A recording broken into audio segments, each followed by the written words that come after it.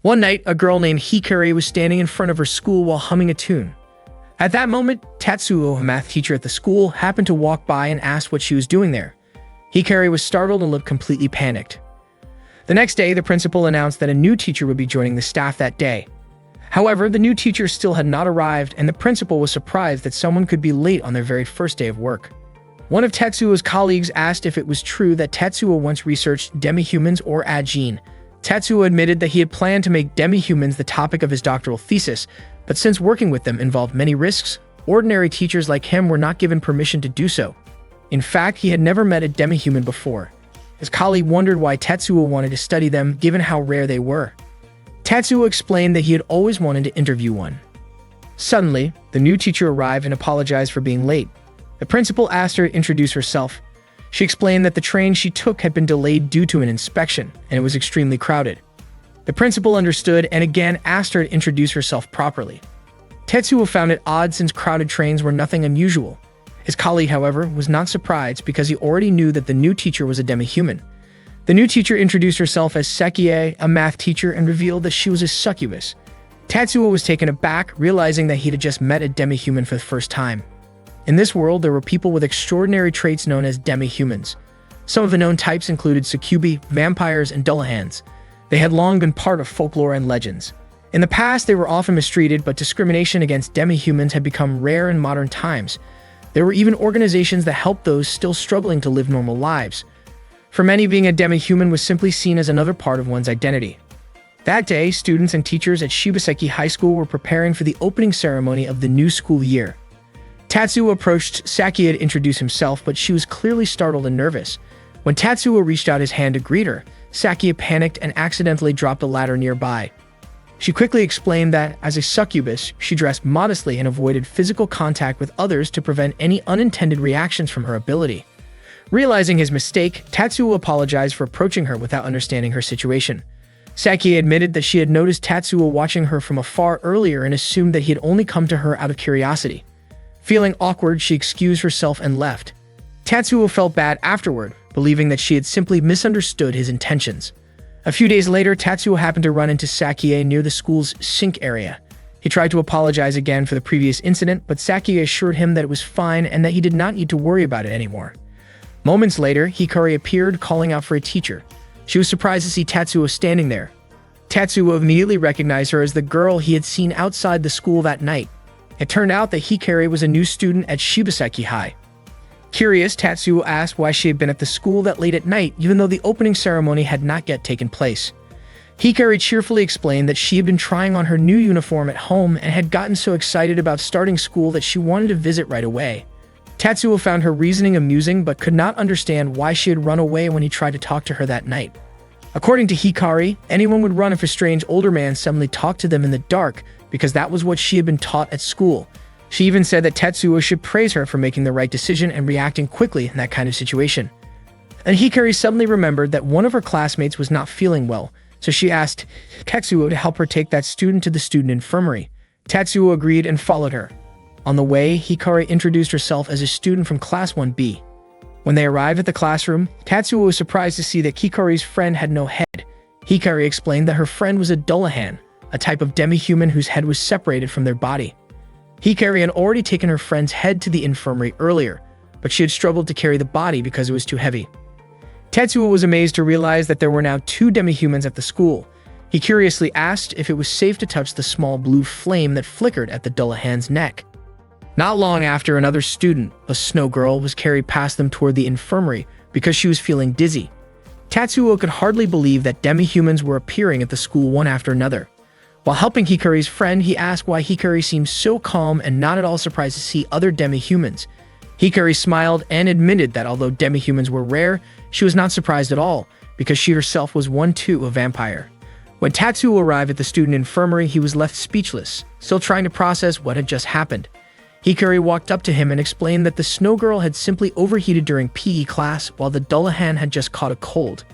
Tatsuo couldn't believe how easily he had come across demi-humans, and he was still in shock about the whole situation.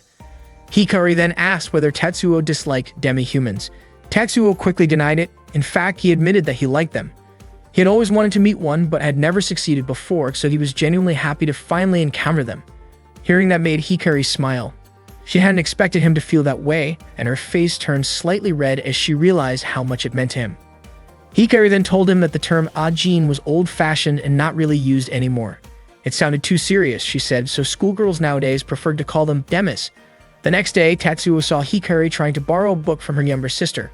When Tatsuo approached, Hikari quickly introduced her. Her name was Himari from Class 1C, and the two of them were twins. Himari finally agreed to lend the book but reminded Hikari not to scribble on it. Tatsuo commented that Himari seemed more responsible and that she apparently wasn't a demi like Hikari. A bit shyly, Tatsuo asked Hikari if she could tell him more about vampires. To his surprise, she agreed and promised to come to the biology room later. Tatsuo was thrilled to hear that.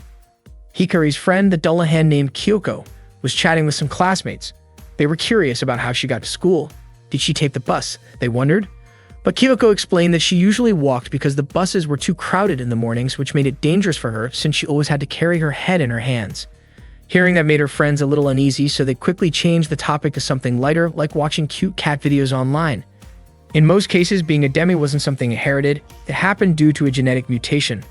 That meant even twins could be different, with only one of them being a demi. Tatsuo still didn't really understand how demis lived their daily lives, how they thought, or how they interacted with others. There were so many questions running through his mind. That day, Hikari came to the biology room.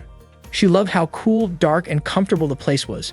Tatsuo realized that vampires were sensitive to heat. Hikari said that the sunlight in her classroom was too bright and that she didn't want to bother her classmates by asking to block it, so she preferred to spend time in the biology room instead.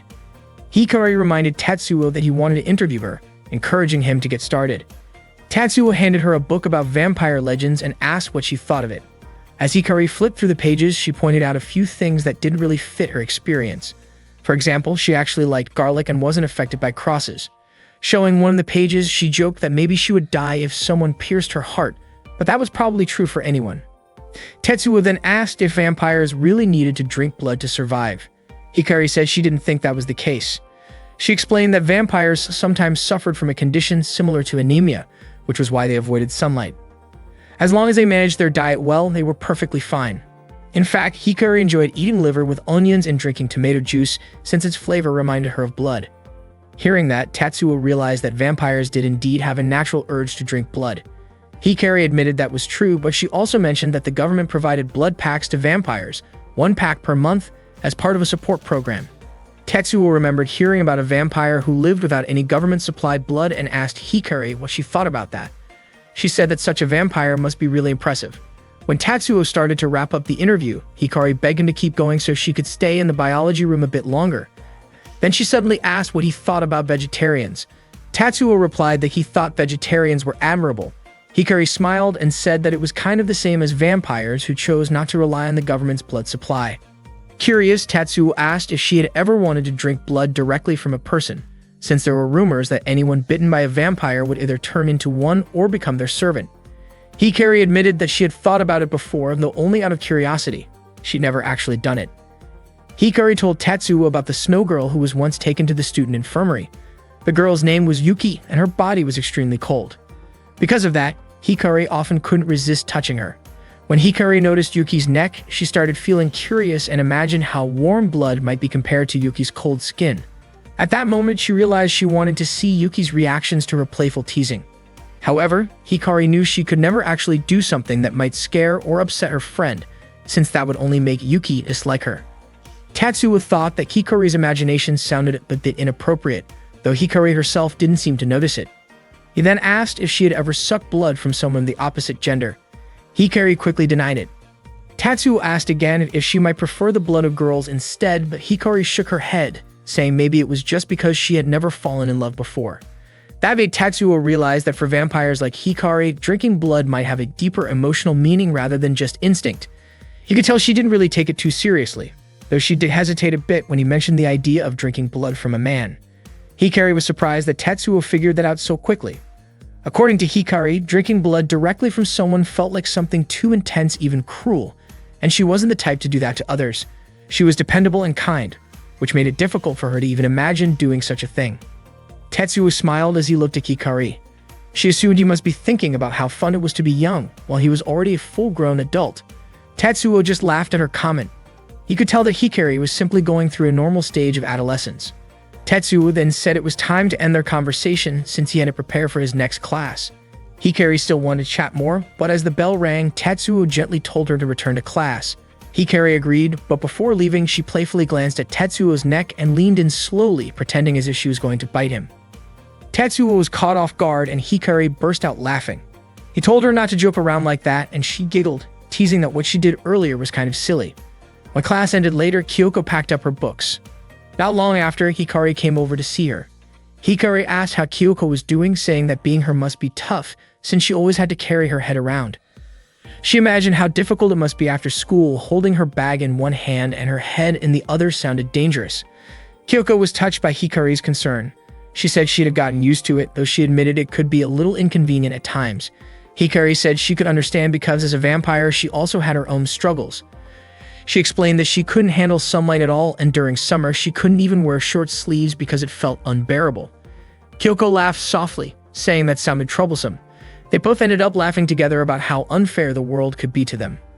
Kyoko then asked where Hikari had gone during the lunch break. Feeling a bit shy, Hikari told her the whole story. Earlier that day, Kyoko had gone to the biology lab without bringing her head, which surprised Tetsuo. She handed him a letter she had written. Hikari and Kyoko's head were secretly watching from behind the door. In the letter, Kyoko thanked Tetsuo for helping carry her body to the student infirmary when she had a fever. She also wrote that Hikari had told her about him, and she asked if it would be alright for her to come by and chat with him sometime. Tetsuo wrote his response on the same letter and handed it back to her. Kyoko was a little startled when he gently touched her hand. After that, Kyoko and Hikari left the lab and went outside the school gates. They'd opened the letter to read his reply, and it said that Tetsuo would be happy to talk with her anytime. They both got really excited about it. Hikari was so overjoyed that she invited Kyoko to go have tea together to celebrate.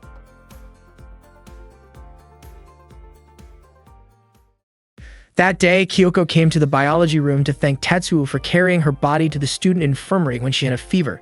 Tetsuo looked a bit nervous since the sight in front of him was rather unusual. Kyoko was a demi, belonging to the Dullahan type, a being from Irish folklore often linked to fairy legends. As a Dullahan, her head and body were separated. Tetsuo asked if it was safe to touch the flame around her neck and whether it was hot. He tried to reach out and touch it, realizing it wasn't hot at all. It felt more like touching the air, almost like it wasn't even there. Suddenly, Kyoko winced slightly, explaining that when someone touched the flame, it felt like her nerves were being tugged a little, which made it uncomfortable. Tetsuo quickly apologized, then asked if her body could really be considered part of her when separated. To prove it, Kyoko moved her body by guiding it with her hand, showing that it was indeed hers. Tetsuo was amazed by how connected the two parts were. He then asked whether when she fainted, it was okay to lift her head and body separately. Kyoko said it was fine, and he mentioned that once her body and head were as far apart as Tokyo and Okayama. She explained that her mother's parents lived in Okayama, and she visited them every year. But once, while she was saying goodbye on the train, it suddenly departed, leaving her head behind. Tetsuo was stunned. The situation was beyond anything he could have imagined. He realized that Kyoko's life must not have been easy. Kyoko said she managed those difficulties with help from her family, along with a mix of experience and cleverness to adapt to daily life. When she ate, she would hold her head in her arms, and when she bathed, she would hang it nearby. Tetsuo admitted that he learned a lot from her. Kyoko considered herself lucky to handle things on her own, but she also confessed that social interactions could be tough. People often got startled when they first saw her, and it always took a while before they felt comfortable around her. Because she had been sick, she missed the opening ceremony and was absent from school for 3 days. Even when she tried to push herself to go, she ended up collapsing again. She started to feel like there was some distance between her and her classmates, except for Hikari, who was always friendly with her. Kyoko noticed that her classmates avoided talking about Dullahans, even though she really wanted to joke about it sometimes. As she looked at Tetsuo, he asked whether she had ever tried making such jokes herself. She admitted she hadn't. Tetsuo suggested that maybe she could start there. Making light jokes could help set the mood and show her classmates what kind of humor she was comfortable with. He said it all came down to who would take the first step. Kyoko realized then that maybe her classmates were the ones unsure how to begin. Tetsuo laughed, saying that Kyoko was probably the first Dullahan they had ever seen. He mentioned that there were only 3 Dullahans in the entire world. Kyoko was surprised that he knew that fact and was deeply touched when Tetsuo said that all demi-students were precious. Her face turned red as she hesitated to ask for something. She finally told Tetsuo that she wanted him to give her a hug. The blue flame on her neck flickered brightly as she said it. Tetsuo was startled and asked if she was sure about her request. Kyoko clarified that she only wanted him to hug her head. Tetsuo gently held her head in his arms. Kyoko looked nervous but also happy. She said she really loved being hugged. Her parents often did that when she was little. But ever since she started high school, it told her she needed to grow out of that habit, even though she couldn't help it. There was no one else she felt close enough to ask for comfort like that. When a Dullahan's head was separated from its body, it couldn't move on its own and needed the touch of another person to be carried around. In a way, Dullahans naturally disliked being alone and could get lonely easily. Tetsuo released her gently and said that what he did probably wasn't appropriate for a teacher, though it was harmless as long as no one saw them. Still, it would be a big problem if the principal or Hikari happened to walk in. Unfortunately, Hikari did see them. Both Tetsuo and Kyoko froze in embarrassment as Hikari shouted, calling out to tell the others what she saw. Kyoko joked that after this, Tetsuo might become a Dullahan too, since she was sure someone might take his head off for it. Tetsuo panicked and quickly chased after Hikari, desperate to stop her from spreading the story. After school, Kyoko thanked Hikari because thanks to her, she had finally been able to talk with Tetsuo. Hikari laughed happily, remembering Tetsuo's panicked face from earlier that day.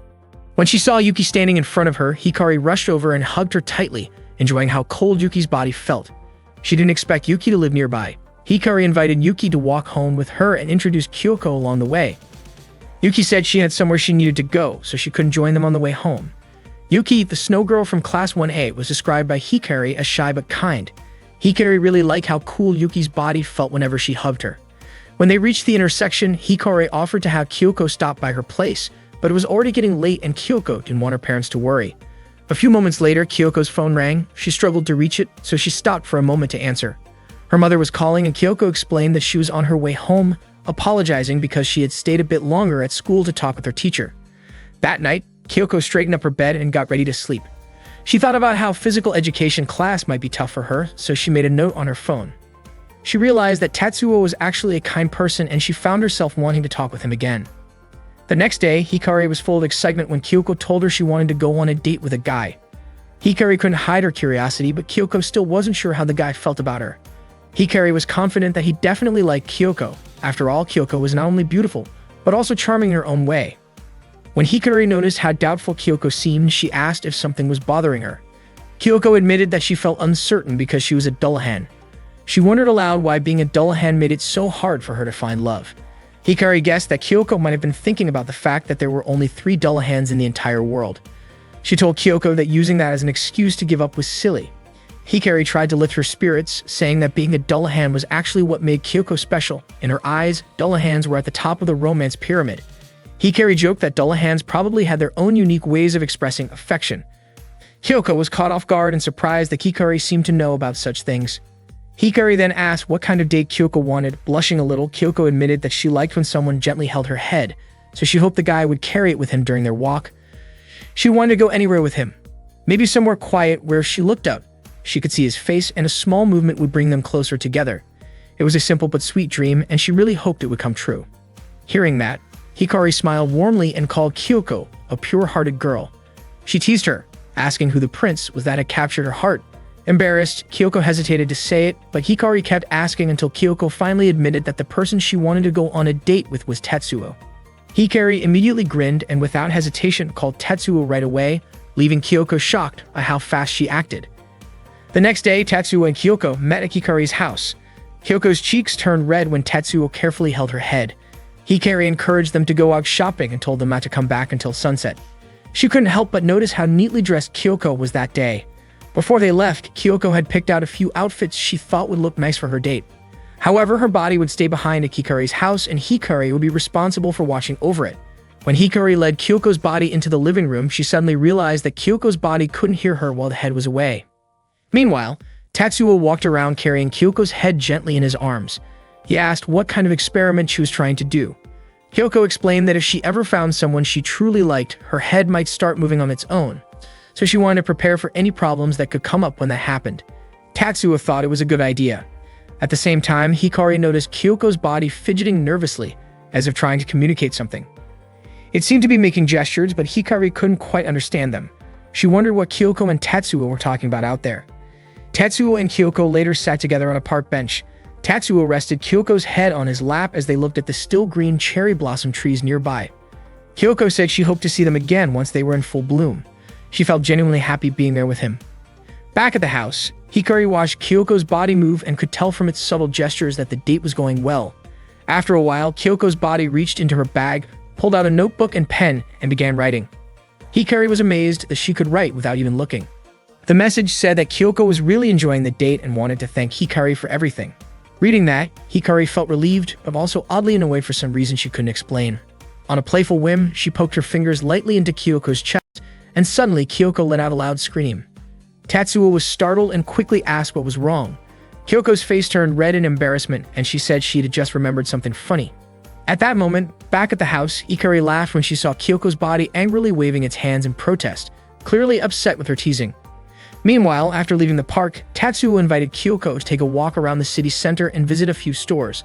While walking through the crowd, Tatsuo asked if everything was okay so far. Kyoko's face looked pale. She seemed to be feeling a bit motion sick. Seeing that, Tatsuo suggested they take a break and have some juice. After sitting down and drinking, Kyoko began to feel a little better. Tatsuo apologized, saying it was his first time going out with the Della-an. Kyoko smiled and mentioned that it was also her first time going out with the guy. Curious, Tatsuo asked if their little experiment had worked. It was only then that Kyoko realized the outing had been part of Tatsuo's experiment. As they continued chatting, Kyoko began talking about Yuki, the snow girl from Class 1A.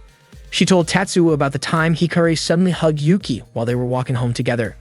Yuki, however, didn't seem to enjoy it. She looked startled and uncomfortable, and that had bothered Kyoko a little. Suddenly, Kyoko felt the urge to go to the restroom. When she spotted one nearby, her body instinctively stood up, but her leg accidentally bumped into the table. Her body stumbled awkwardly, which caught Hikari by surprise. Confused but quick to help, Hikari handed Kyoko a notebook and a pen so she could write what she needed. Kyoko quickly scribbled the word toilet on the page. Realizing the situation, Hikari burst into laughter and felt relieved, then gently guided Kyoko's body toward the restroom. At that moment, Hikari's younger sister Himari happened to come home. Hikari calmly explained that it was her classmate, Della-an. Afterward, Kyoko felt much better, though she admitted to herself that she probably shouldn't have had that juice earlier. Tatsuo then continued their stroll, and Kyoko told him she was feeling better than before. She even complimented him, saying he was really impressive. That made Tatsuo recall something he had learned back in school. When people walk, their bodies move slightly up and down. Without realizing it, they use their neck and eyes to keep balance. But for a Della-an like Kyoko, her arms serve the role of her neck, meaning she needs a dynamic way to maintain balance. When their walk came to an end, they returned to Hikari's house. Kyoko sincerely thanked Hikari for everything. Hikari was just about to bring up the restroom incident that had made her panic earlier, but Kyoko quickly covered her mouth in embarrassment. She also thanked Tatsuo for accompanying her that day, and Tatsuo in turn said he was grateful because he had learned so much from her. He gently patted Kyoko's head and said their experiment had been a big success. After that, Kyoko said goodbye and went home. Once she left, Hikari started telling Tatsuo more about Kyoko. The next day, Sakie noticed Tatsuo talking with the principal as they walked down the hallway. Tatsuo was asking the principal to allow Kyoko to use a backpack instead of a handbag. He explained that since one of Kyoko's hands was always used to hold her head, it was inconvenient and even risky for her to carry a regular bag in the other hand. The principal agreed to the request. Tetsuo also asked the principal to reconsider Kyoko's class advisor arrangements and wanted the request to be treated as an official directive from the principal himself. The following morning, Kyoko and Hikari greeted Tatsuo as they arrived at school. Tatsuo complimented Kyoko's new backpack, and Hikari said that Kyoko looked even cooler than usual. Tatsuo smiled and added that the backpack suited her perfectly. Every day, Sakie woke up early. She would wash her face and make breakfast right away. At that time, Sakie was 24 years old and still single. That morning, she was watching TV while enjoying her breakfast. The show was talking about love and relationships based on zodiac signs. Sakie couldn't help thinking that she probably couldn't hope for a normal relationship since she was a succubus. Early in the morning, she walked to the station. When she arrived, she was still sleepy and almost bumped into a man in front of her. She quickly stepped aside because she always tried her best to avoid physical contact with men.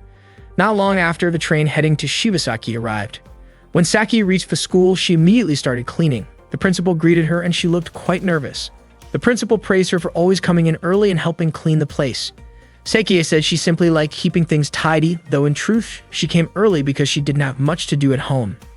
As the students began arriving, they greeted Sakie warmly. That day, she noticed how close Hikari and Tatsuo seemed. Hikari asked Tatsuo to greet everyone with more energy that morning.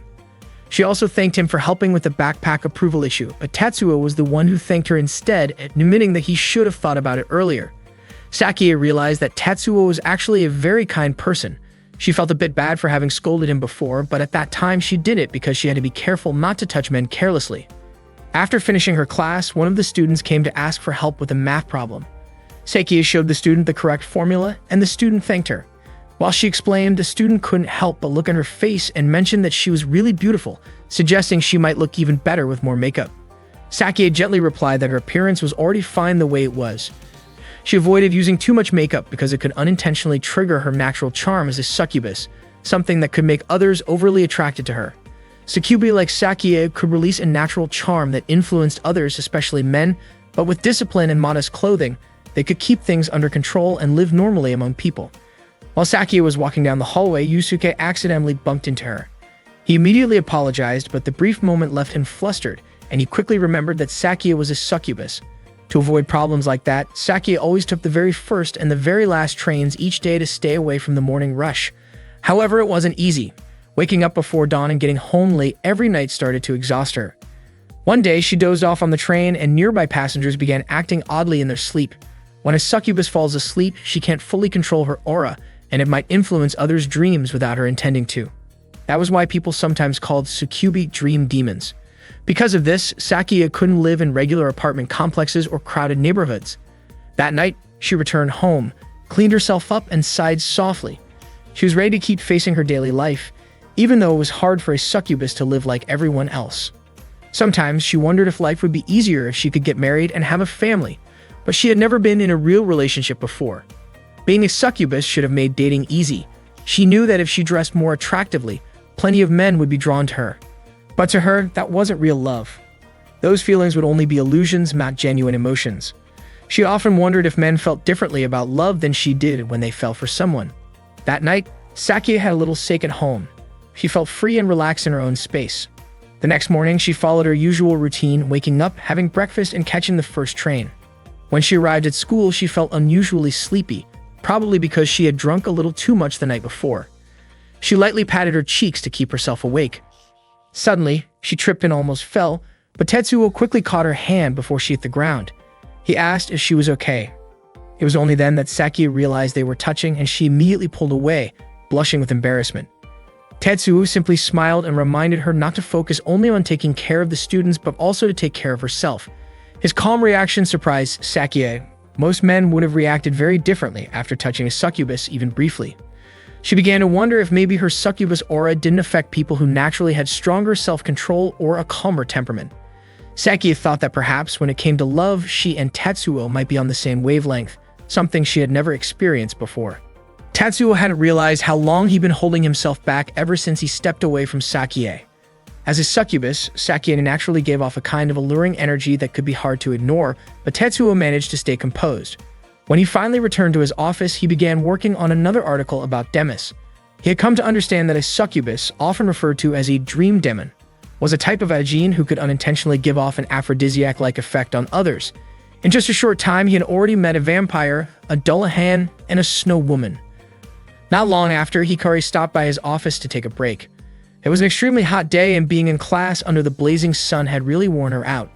She peeked at Tetsuo's laptop screen and noticed what he was writing. Hikari was surprised to see that Tetsuo was writing an article about her. In his notes, Tetsuo had written about Hikari's sensitivity to sunlight, her eating patterns, the need for blood intake, and her reaction to things like crosses and garlic. He had also included some personal observations about how blood intake might relate to emotional or romantic feelings. Hikari blushed when she saw that part. Tetsuo apologized for mentioning something that might sound embarrassing, but Hikari actually found the topic interesting and wanted to talk more about it. Encouraged by her curiosity, Tetsuo asked a few follow-up questions about how vampires perceived affection and intimacy. He'd heard that drinking someone's blood might have a deeper symbolic meaning among vampires, and he wanted to understand it better. Hikari seemed flustered and asked if he was comparing that act to a kiss.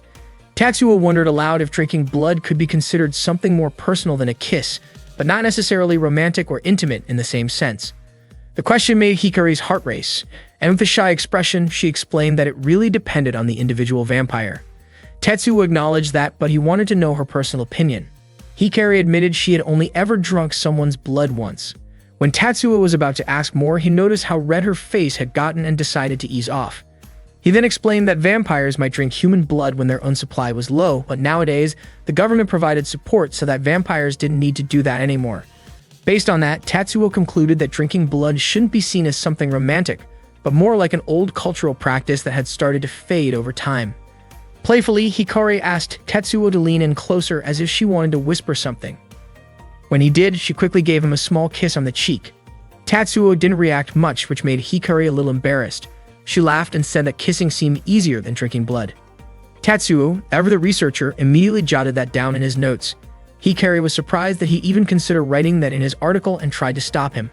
Tatsuo understood she was still young and easily flustered, but he genuinely wanted to understand how Demis experienced emotions and affection from their own perspective. That same day, Sakia was helping Kyoko carry some boxes to the library. Once they got there, Kyoko looked at Sakia closely and commented that she seemed very mature. Sakia smiled, wondering why Kyoko suddenly said that. Kyoko explained that Sakia seemed like someone with plenty of life experience, kind, graceful, and beautiful. Sakia blushed at the compliment. Then, Kyoko admitted she wanted some advice because she had feelings for someone. Sakia asked if that person was a student at the school. Kyoko replied that he wasn't a student, but he did work there. With a shy expression, Kyoko revealed that she liked Tetsuo. Sakia was completely taken aback. She liked Tetsuo too. Meanwhile, Yusuke had asked Yuki to hang out with him, but she turned him down. He kept asking, hoping she'd change her mind, but Yuki refused again and walked away. Tatsuo saw the scene unfold and lightly tapped Yusuke and Ookawa on the head to get their attention. Yusuke was confused and asked why Tatsuo did that. Tatsuo explained that he had actually been planning to talk to Yuki himself, but Yusuke's persistence had scared her off. Yusuke was shocked that Tatsuo had stopped him just because of that. Apparently, Tatsuo had been trying to talk to Yuki several times before, but she always avoided him. Ookawa suggested that maybe Tatsuo could call her over the school speaker system instead, but Tatsuo didn't want to make it a big deal. He just wanted to have a private conversation, and doing something too public might give the wrong impression. Soon, other students started gathering around, curious about what was happening. Tatsuo realized that Yuki was still just a teenager, and asking too many questions might make him seem insensitive. Meanwhile, Sakia asked what kind of advice Kyoko wanted from her. It turned out that Kyoko was worried she might seem too childish for Tatsuo. She wanted to be more mature but didn't know how. Sakia asked why Kyoko decided to come to her for that kind of advice. Kyoko explained that to her, Sakia looked like the perfect example of a mature and beautiful woman, someone who probably had a lot of experience with love. Sakia smiled and said that it only seemed that way. In her opinion, being an adult wasn't as impressive as it looked, and the kind of maturity that younger people admired was often just on the surface. She admitted that adults usually wanted to look admirable in front of others and be respected by younger people. Acting mature was often just a way to reach that goal. Maybe, she said, some adults were even a little arrogant, especially those who worked in environments where appearances mattered and they wanted to look cool. Kyoko asked if Sakia considered herself one of those people. Sakia laughed and admitted it, but asked Kyoko to keep it a secret. Sakia said she thought Tetsuo seemed genuinely mature, calm, relaxed, and dependable. He could get along with anyone, and she found that really impressive and cool. Then she asked Kyoko what she liked about Tetsuo. Blushing, Kyoko said that Tetsuo was kind and reliable. She also admitted she liked his strong arms, which made Sakia giggle and get a little carried away imagining it. Sakia suggested that Kyoko could try changing her fashion style and hairstyle to appear more mature. Kyoko agreed that it sounded like a great idea, but unfortunately, her hair couldn't grow long. If it did, it became too slippery and dangerous. Sakia apologized for not realizing that. Kyoko went on to say that Tetsuo once told her hairstyle looked cool because it was similar to his, so she couldn't really change it even if she wanted to. Hearing that made Sakia feel surprisingly jealous. Still, she thought to herself that even though she was a 24-year-old math teacher and still single, at least she could continue being a good and dependable adult. When school ended that day, the sky outside had turned gloomy. Yuki was walking alone through the hallway. As she passed by the restrooms, she overheard a few students talking about Yusuke from Class 1A trying to flirt with a girl during lunch. The girl they were talking about turned out to be Yuki herself. Yuki was shocked when she heard them say that she seemed a bit arrogant. They admitted she was cute, but wondered why she never wanted to hang out with anyone. One of them even joked that Yuki must think of herself as some kind of idol. Hearing those words made Yuki feel really hurt, and she quickly walked away. Not long after, heavy rain started pouring outside. Tatsuo was still at school when Hikari came by to say goodbye. Tatsuo returned the farewell, but Hikari told him to sound a little more energetic. He laughed and did as she asked, which made Hikari light up with joy. Tatsuo thought to himself that being carefree like that actually felt nice. After that, Hikari waved and ran off, and Tatsuo reminded her to be careful on her way home. As Tatsuo climbed the stairs to the upper floor, he suddenly noticed the air around him getting unusually cold. Then he spotted Yuki sitting quietly all by herself. Concerned, Tetsuo walked up to her and gently greeted her. Yuki couldn't stop hearing the words of the two students who had talked about her in the restroom. Feeling deeply hurt, she decided to go see Tatsuo. Unfortunately, when she opened the biology lab door, he wasn't there. Yuki sat down weakly in front of the room. The rain was pouring hard outside, and she could only sit there, replaying those painful words in her head. After a while, Tatsuo arrived and greeted her. He asked what was wrong, and Yuki told him she had just overheard some students saying cruel things about her. Tatsuo invited her to come inside so they could talk. Yuki asked if she was being treated that way because she was a demi. She was sure that if she weren't one, this wouldn't be happening. As she cried, Tatsuo gently pulled her into a comforting hug and told her that what she believed wasn't true. Yuki cried even harder, and her tears instantly turned into ice. Seeing that, Tatsuo realized he needed to protect her. From a distance, Hikari had been watching everything. Tatsuo thought gossip was a common problem among high school students, but for someone like Yuki, a demi, it wasn't that simple. Hikari and Kyoko had managed to accept who they were and live relatively normal lives. That day, Tatsuo was sitting in the cafeteria when Sakia came in after picking hydrangeas from the school garden. She asked if Tatsuo was still working, and he said that staying in the biology lab on such a gloomy, rainy day made him feel down. Sakia admitted she had misjudged him. She had recently learned about Kyoko's special backpack, which Tatsuo had arranged by asking the principal for help. She hadn't realized how much he cared about the demi students and regretted how cold she had been to him at first. Sakia sincerely apologized, and Tatsuo also apologized for not understanding her situation earlier. He explained that the idea for Kyoko's backpack had actually come from Hikari. Tetsuo said he wanted to understand the demi students better. Sakia walked closer and asked if she could help, since she was a demi too and also taught the demi students. She felt it was her responsibility to support them and believed she could truly help. She became so enthusiastic that Tetsuo started feeling a little nervous, but he agreed to let her join him. They began talking about Yuki. It turned out the students who had badmouthed her often gossiped about others too, so Yuki wasn't their only target. However, Yuki believed they did it specifically because she was a demi. Tetsuo asked Sakia what she thought about that.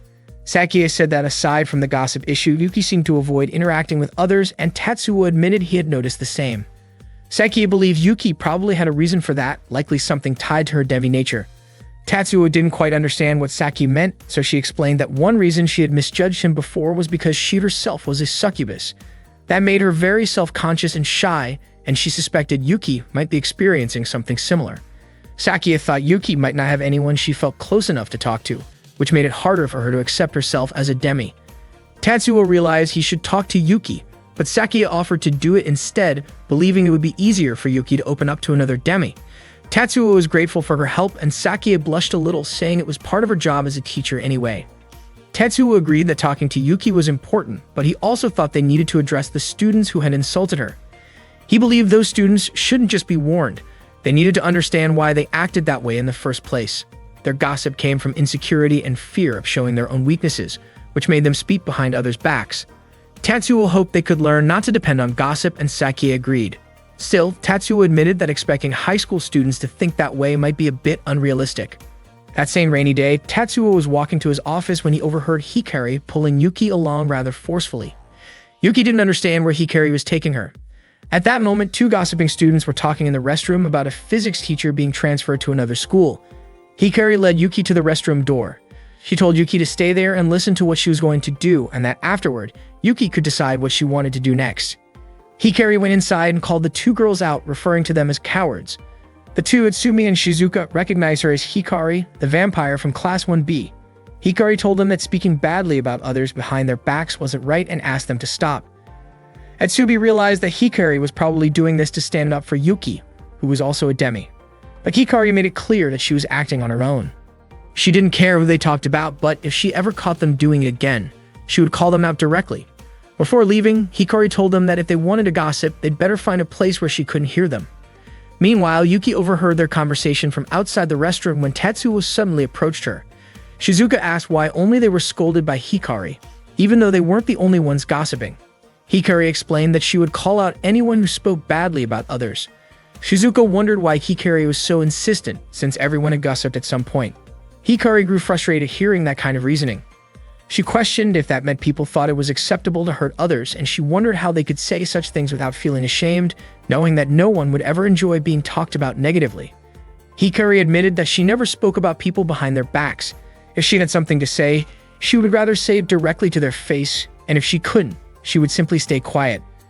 She realized that this wouldn't stop others from talking about her behind her back, and she was sure that after that conversation, Atsumi and Shizuko would probably gossip about her too. Hikari apologized to them for speaking that way.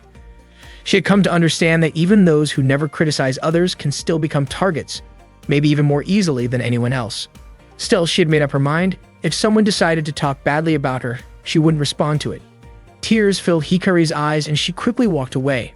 Atsumi admitted that she didn't fully agree with Hikari's words, but she found herself admiring her. Hikari had spoken so passionately because she had made a promise to her younger sister. After Hikari left, Yuki approached Atsumi and Shizuka to apologize. She said that because of her natural traits as a demi, she often caused trouble without meaning to, and that was why she tended to avoid contact with others, something that probably left a bad impression. Atsumi was surprised and didn't understand why Yuki was the one apologizing. In the end, both Atsumi and Shizuka apologized to Yuki instead. That afternoon, the rain stopped and Hikari was still standing in front of the school when Tatsuo came over and gently patted her head. He then invited her to grab a meal together. When Hikari got home, she jumped into Himari's lap. Himari asked if something had happened at school, but Hikari brushed it off and said she just wanted to stay there for a while. The next day, Tatsuo and Sakie called Hikari, Kyoko, and Yuki to the audiovisual room. Tatsuo explained that a student had come to talk to him, which was why he gathered them there. Kyoko and Hikari both said they weren't the ones who had reported anything. Tatsuo looked puzzled and asked why they hadn't realized that the student must have been Yuki. He knew that certain things had been troubling the demi-girls and hoped that the three of them could support one another since they were the only demi-students in the school. Tatsuo encouraged them to build a good relationship and reminded them that if they ever couldn't talk to their friends about something, he was always ready to listen. Sakie also offered to be there for them whenever they wanted to talk. Tatsuo emphasized that discussing problems together was really important. When he asked if they had any questions, the room fell silent. He was about to end the meeting when Hikari suddenly mentioned that she had never been hugged by him before. Without hesitation, she walked up to Tetsuo and hugged him tightly, her face lighting up with joy. Before long, Kyoko also asked for a hug and Tatsuo placed his hands gently on her head, making her feel genuinely happy. Then Sakie half-jokingly asked if she could have one too, but Tetsuo quickly stopped her, reminding her that it could be risky because of her succubus nature. Sakie immediately realized what he meant and became flustered. Tetsuo then offered Yuki a hug as well while they were still there. Blushing, Yuki stepped closer and Tatsuo gave her a reassuring hug. He told her that he wouldn't force her to share everything she was going through, but he truly believed that it was no coincidence she was surrounded by other demis. He was confident that things would turn out fine and that she would be able to have fun like everyone else. Hikari then pointed out that Kyoko's body might want a hug too. Tatsuo agreed, and as soon as he hugged Kyoko again, he suddenly felt a strange sensation coming from her torso. Startled, he quickly let go and stepped back. The others looked at him curiously, wondering what had just happened. Later, at the shoe lockers, Himari heard from one of her friends that Tetsuo had gathered all the demi-students in the audiovisual room after school. Her friend also mentioned that Hikari had said Tatsuo was surprisingly kind, quiet on the outside but genuinely caring. Hearing that made Himari a little uneasy. She still wasn't sure if she could fully trust Tetsuo yet. Meanwhile, Tatsuo couldn't stop thinking about that odd moment when he hugged Kyoko. By chance, he ran into Himari as he was leaving the school and they ended up talking on their way home. Tatsuo learned that Himari always got good grades and liked to study in the library. He commented that she was very different from Hikari. Himari began to suspect that Tatsuo might know more about Hikari than he let on. She admitted that she was worried Hikari might be bothering him too much. Tatsuo replied that he often let Hikari come to his biology lab whenever the weather got really hot. Himari started to wonder if Tatsuo might have been using Hikari for some kind of experiment, though she wasn't sure if that was truly the case.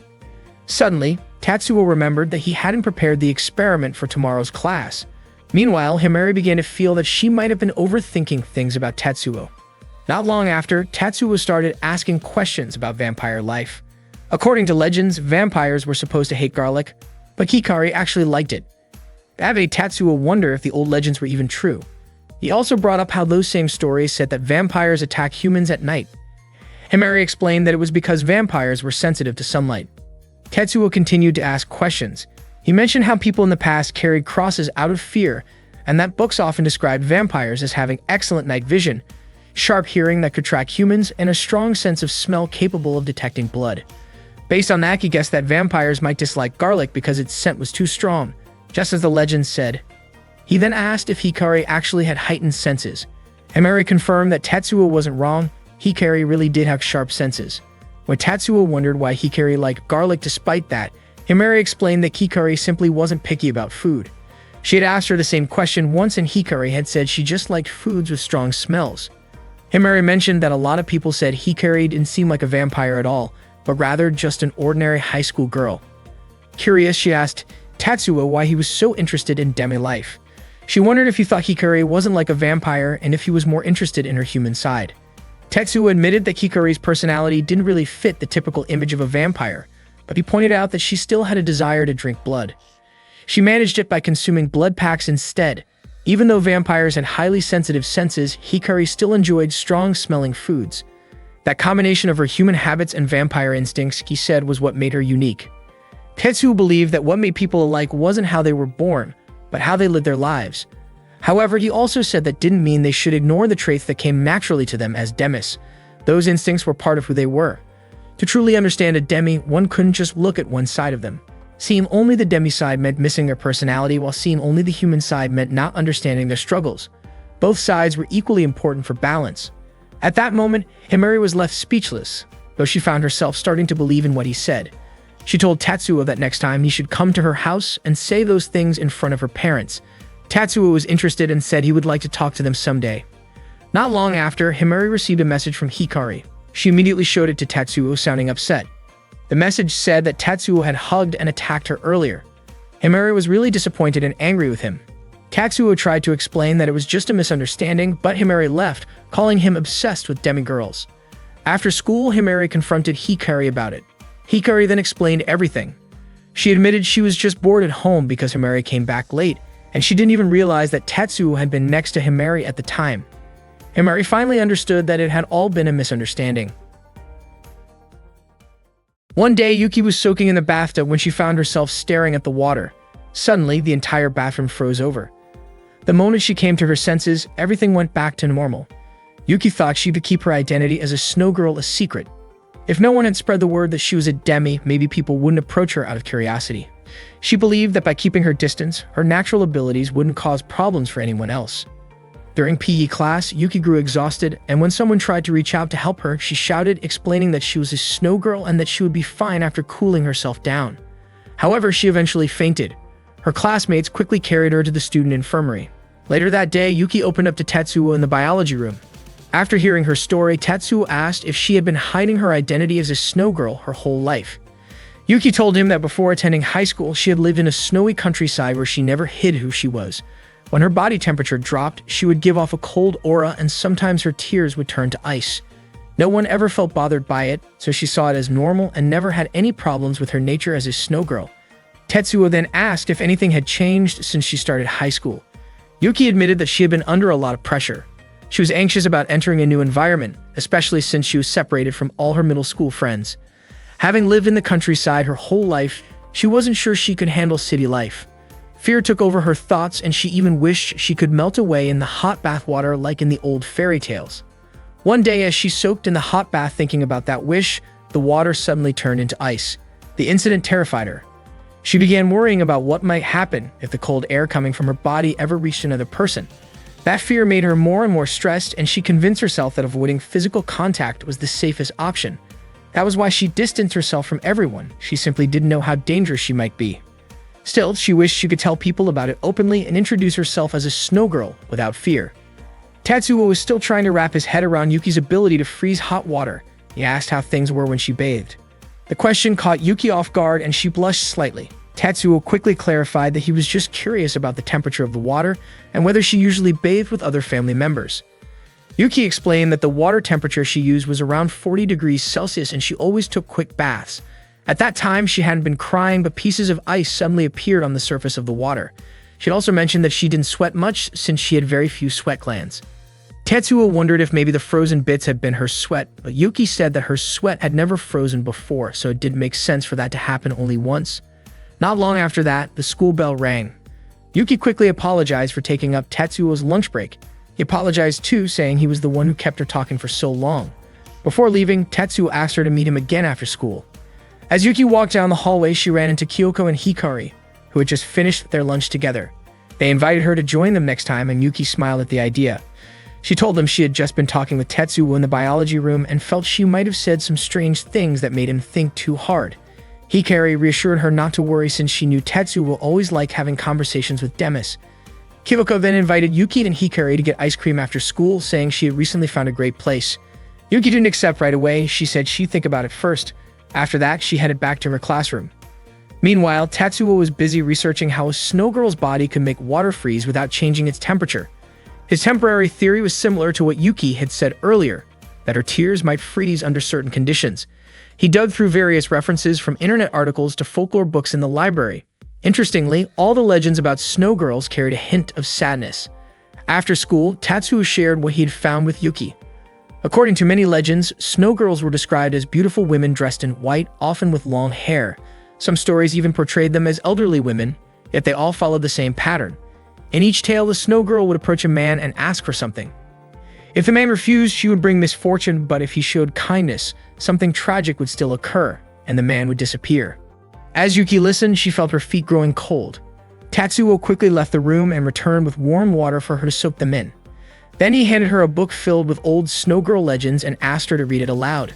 He explained that it was important for her to do so, even if it was painful, because understanding those stories might help her face her fears and accept herself. The first story took place during a snowstorm when a snow girl visited a man's house. Seeing her pale white skin, the man invited her to take a bath, but she refused. The man gently pushed her toward the bathtub, yet as soon as she touched the water, her body melted away, leaving behind nothing but a block of ice. The second story told about two lumberjacks living in a rural village. On a freezing night, they sheltered inside their home, trying to escape the cold. Suddenly, the snow girl appeared. She breathed out a cold mist toward the older man, and within moments, he was frozen solid. The younger man was shocked but could not do anything. When the snow girl faced him, she only smiled and spared his life. Tetsuo asked Yuki to stop telling the story. Unexpectedly, small ice crystals began forming in the water container beside them. As Tetsuo suspected, those tiny ice grains were Yuki's sweat. Yuki was confused since she didn't feel like she was sweating, but Tetsuo explained that it was a kind of emotional stress reaction, often called cold sweat. He said cold sweat usually appears on the forehead, palms, or feet. Yuki praised Tetsuo for being so knowledgeable about it. Most legends about snow girls were tragic tales of unrequited love, loneliness, and eventually fading away like morning dew. According to Tetsuo, negative emotions and emotional stress might play a big role in shaping a snow girl's nature. He concluded that even stress-induced sweat would freeze. Tetsuo apologized for making Yuki feel pressured, explaining that he had to make her nervous to test his theory. He genuinely felt sorry for that. However, Yuki felt relieved instead. She believed that what Tetsuo did actually helped her feel more at ease. Tetsuo then mentioned that the ice in the bathtub was simply Yuki's cold sweat, formed because she was nervous about something. This meant she no longer needed to worry about the chill she gave off, since her coldness wasn't even strong enough to cool down hot water. He also said that the way Yuki accepted her nature during middle school wasn't wrong. Yuki didn't need to feel pressured or afraid of hurting others because she wasn't the kind of demi-human who could harm people. Hearing that, Yuki was deeply touched and began to cry. Tetsuo realized that if a snow girl's traits were triggered by negative emotions, they probably wouldn't appear when she was calm or happy. That explained why her warm tears didn't freeze. From that moment, he hoped Yuki could cry more often, but only from happiness. Yuki then asked how Tetsuo would describe her natural traits as a snow girl. Tetsuo said it might be like the crystallization of body fluids caused by emotional stress. He described Yuki as a crystal made from sweat and tears. His words sounded a bit awkward, and he quickly apologized, unsure how else to explain it. When Yuki asked what would happen to her frozen sweat, Tetsuo told her that he planned to analyze it. Yuki looked surprised and quickly took it back, saying that it felt inappropriate. Tetsuo denied any bad intention and jokingly wondered why Yuki seemed so cold. Yuki simply reminded him that she was, after all, a snow girl. Meanwhile, Hikari and Kyoko were looking for Yuki in her classroom, but couldn't find her. They assumed she had already gone home. A moment later, Yuki appeared and agreed to join them for ice cream. The three girls went to an ice cream shop and enjoyed their treats together. They looked so happy eating ice cream.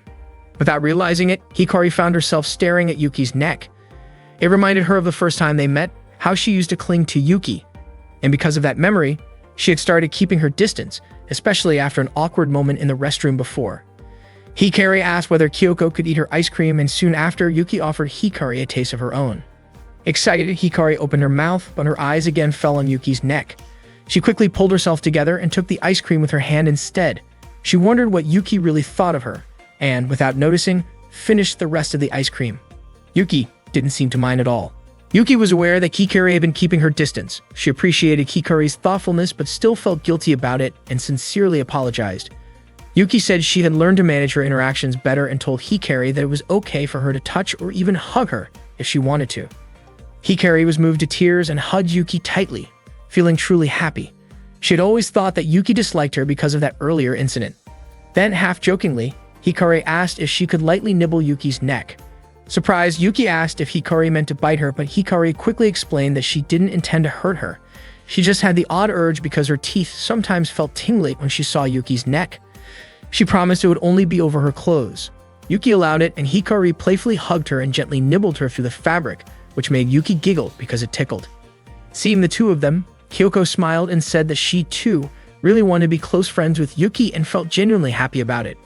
Hikari laughed and still playfully leaned in again, pretending to bite Yuki's neck once more as they all laughed together. Legends are often born from emotions like awe and fear, which is why there are so few with happy endings. The legend of the Snow Girl usually ends in tragedy, but Yuki, the Snow Girl, was destined to live differently, alongside her friends, a vampire, and a Dullahan. Tetsuo smiled as he watched the three of them enjoying their time together at an ice cream shop.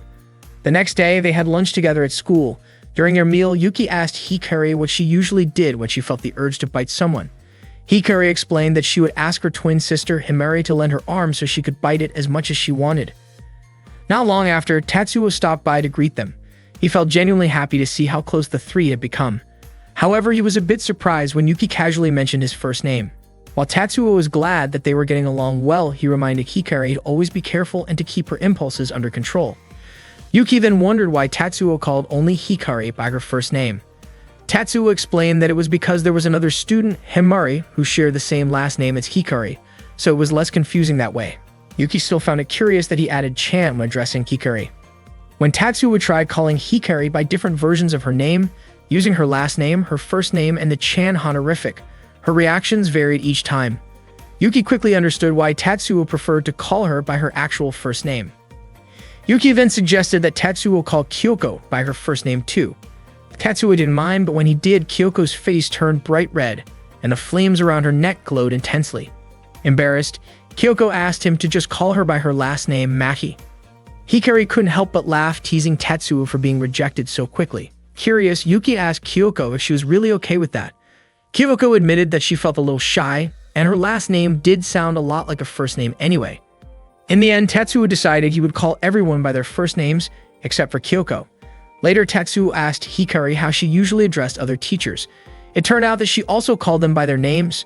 Surprised, Tetsuo asked why she called him only sensei and not by name like she did the others.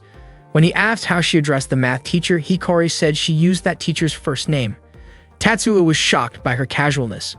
Seeing Yuki and Kyoko laughing at his reaction, Yusuke couldn't help but wonder why Yuki had suddenly become so cheerful. Kyoko quickly reminded Hikari that they had gym class next, so they hurried off together. When Tetsuo said goodbye to Yuki, he called her by her first name. Yuki was taken aback. Tetsuo wondered if she minded being called that way, but Yuki assured him that he could call her however he liked. Later in the hallway, Yusuke asked Hikari to give him a nickname. Hikari seemed unsure, and Yusuke kept asking eagerly, until it became clear that Hikari didn't even know his name. At that moment, Yusuke was sitting near the corridor when Yuki approached him to thank him for checking up on her the day before. She also apologized for turning down his invitation. Then, with a soft smile, she invited Yusuke to go karaoke with her after school. Overjoyed, Yusuke could hardly believe his luck, though he was completely caught off guard when he found out that Yuki had also invited her friends along. He had thought it was going to be just the two of them. One day, Tetsuo visited Hikari's house. Hikari's father was really happy to see him. He explained that in their family, his wife was the one who worked while he took care of the house. In the past, both of Hikari's parents had jobs, but after Hikari was born, one of them had to stay home to manage things. Hikari's father said he was already acquainted with the parents of Kyoko and Yuki. He also mentioned that thanks to Tetsuo, Hikari had become close friends with Yuki and Kyoko. Tetsuo humbly said he hadn't really done anything. Ever since learning that there was a teacher who understood Demis, Hikari's father had felt more at ease knowing his children were in good hands at school. Tatsuo told him that both Hikari and Himari behaved very well in class and that it was probably because they had great parents guiding them. He also hoped that Hikari would take her studies a bit more seriously. Hikari's father nodded and said that Himari often reminded her of that too.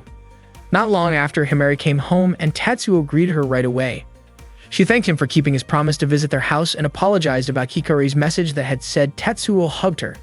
Tatsuo felt really embarrassed but was relieved that Himari didn't misunderstand the situation. She then asked Tatsuo to be a little stricter with Hikari because she didn't want her sister to be spoiled. Tatsuo agreed that even though Hikari and Himari were twins, they were completely different from each other. A few moments later, Hikari arrived home, cheerful as always. She was surprised to see Tatsuo there and immediately asked what he was doing in her house. Hikari's father explained that he had invited Tatsuo over for a chat. Hikari was amazed to see Tatsuo wearing a tie and quickly asked if she could take his picture. Soon after, Himari scolded Hikari for putting blood packs in the refrigerator and told her to use her own fridge instead. Hikari explained that she had bought her own fridge so it wouldn't bother anyone to see the blood packs out in the open. Himari believed that Hikari was just being lazy about carrying them to her room, even though she had promised to follow the rules once she had her own fridge. Hikari asked Tatsuo to say something to support her, but Tatsuo reminded her that she should follow the rules she had set herself. Himari then told Tatsuo that Hikari had been doing whatever she wanted ever since getting her own fridge, like hiding snacks so she could eat them alone, resting her feet on the fridge while reading manga, and even once sleeping with her head inside it, which made her catch a cold. Hikari was shocked that Himari was revealing all of that and jokingly warned her to stop before she said anything else. The sisters had always been a bit rough and tumble since they were little, and Hikari said she was getting fired up. Himari wondered why her sister kept talking about blood so much, and Hikari laughed, saying she was just trying to sound clever in front of their dad and Tatsuo. Himari pulled Hikari's hair lightly, saying that Hikari always tried too hard to look good in front of others.